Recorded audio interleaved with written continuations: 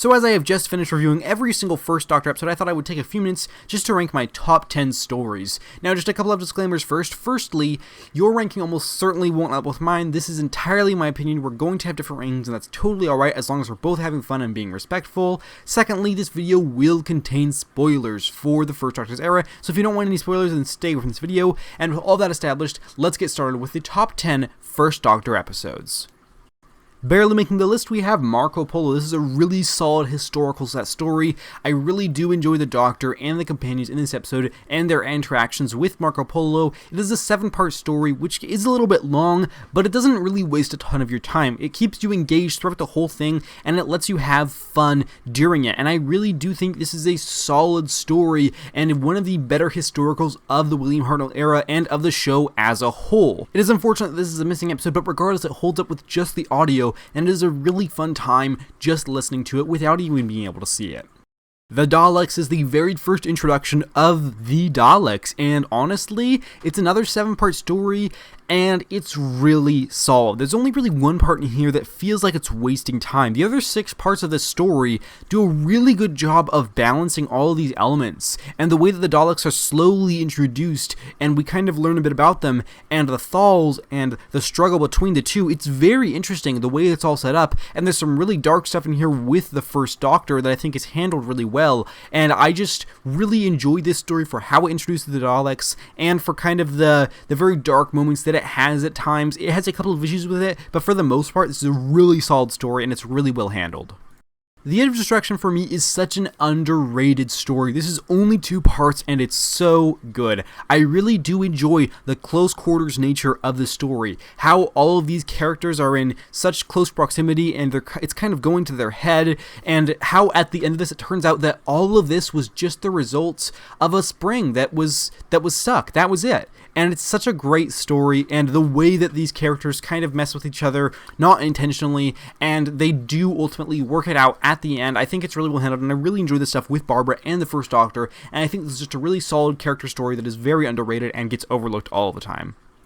The Time Meddler, this has to be one of the most loved First Doctor stories, and with reason. The meddling monk is a great character, and this is a really enjoyable historical story, but this one's different because it does have those elements to it which are not historical. It's not a pure historical, and I really do like the dynamic of the meddling monk with our companions. Vicky's good in this, Steven's pretty good in this, and of course the Doctor is great in this, and I really just enjoy how he kind of messes with stuff, and I like seeing another TARDIS. That was a really cool thing to see, and I just think that this story handles all of its elements really well, and it balances everything, and it creates for a really fun and engaging story, which doesn't have anything particularly fantastic about it, but it has some really solid elements which just add up to a really solid story.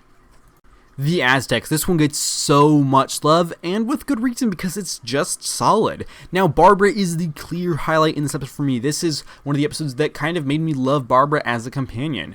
I really do like how she kind of takes charge, and how she has these distinct values that she's sticking to, and how she kind of learns a little bit more about time throughout the story, and how her and the Doctor have this sort of adversarial dynamic where he firmly believes one thing and she firmly believes another. It's handled really well, and the setting is pretty cool too. The other companions don't get a ton to do in this one, but it is mainly for Barbara that I do love this episode, and ultimately I understand why this is such a beloved story, because it's just really solid. Mission to the Unknown. In terms of which one I'm actually talking about here, it's both. It's both the missing one, just the audio, as well as the recreated one recently, because I think they're both equally solid. They both have some dark elements which are really well handled, some great characters which are developed, and honestly, just the way that the story ends in such a dark fashion, it's pretty fantastic, and I love seeing that kind of dark side within this show, and I think it's handled really well in this, and there's not a ton to say about it because it is a short story, but the Varga works really well, and it's got some creepy elements which I think are handled great, and I do really enjoy this story. It is one of the better ones of the Hartnell era. The Space Museum, this is probably Hartnell's most underrated story. The first part of this is really enjoyable. I really like seeing how everything is introduced. It's got these different elements which are handled really nicely. I really do like how we kind of see our companions and the Doctor in this setting, and it's not entirely clear what's going on. We see some weird, freaky things, which I just really enjoyed, and then towards the end of the first part, we see them see themselves and how we kind of figure out what's going on there, there is I just think handled really well, and it's a really solid introduction to the story, which is ultimately a solid story. The rest of it is good too, but the first part is what elevates this one above the previous ones, because it's such a solid, strong opening to this story and introducing all these elements, and it's just handled really well, and it's really engaging, and I can't help but really like this story. The Daleks' Master Plan, a tragically mostly missing episode, but a really, really good one. Almost every single part in this is solid. The only part that doesn't totally work is the Christmas episode, which just kind of meanders for a little bit, but the rest of it, the other 11 parts, are really solid. Katrina has a great death in this. We sort of learn about what's going on early on, and it develops in a really balanced fashion. The pacing is really good. The final part of this thing is really magnificent, and I just wish that I could see it. I've said this so many times because I do want to see the final part of the story because it's that good, and I visualize it in my head listening to it, and it just is something I would love to see on screen. And yeah, this is a really solid one. The Meddling Monk is good in this. Everybody's good in this. I don't have much else to say about it other than this one deserves the love that it gets because it's really solid and it has some great elements. It might be slightly overrated in my estimation, but it is still solid nonetheless, and basically everything works in this, even though I don't love it as much as some people. The 10th Planet. This episode really brought things home for the First Doctor.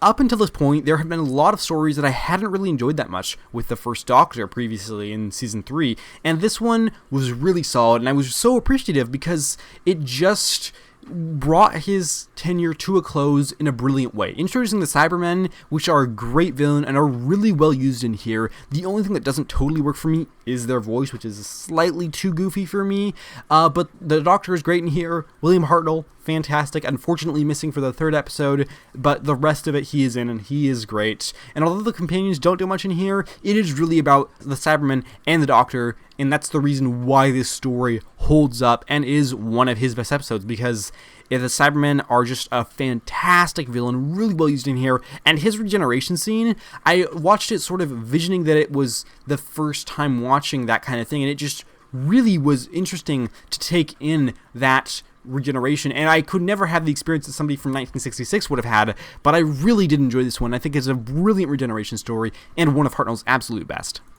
The Dalek Invasion of Earth. This is such a great story, easily Hartnell's best, and such a fantastic serial for the Daleks. I love the way that they are portrayed in this, how we show up into the story and we see what's going on, and it slowly builds until we get more and more information about the Daleks and about what's going on, and most of the episodes in here are really kick-ass, solid episodes that are just that great. There's only one in here that kind of slows things down, and that is fine because it's, again, a solid episode. I think it's 4 or 5, I can't quite remember. And the characters are really good in this. Susan, of course, the Doctor, Barbara, Ian, all across the board work, and the only character that, doesn't totally work is Susan, because that character has never totally worked for me, and her exit is brilliant. I really do love her exit and the Doctor's speech, and if you see my review, you'll understand the small quibbles I have with it, but for the most part, I think it is really solid and a brilliant way to close out the story and to close out her journey with the Doctor. It's a great, great serial, and it is fully deserving of number 1 on this list.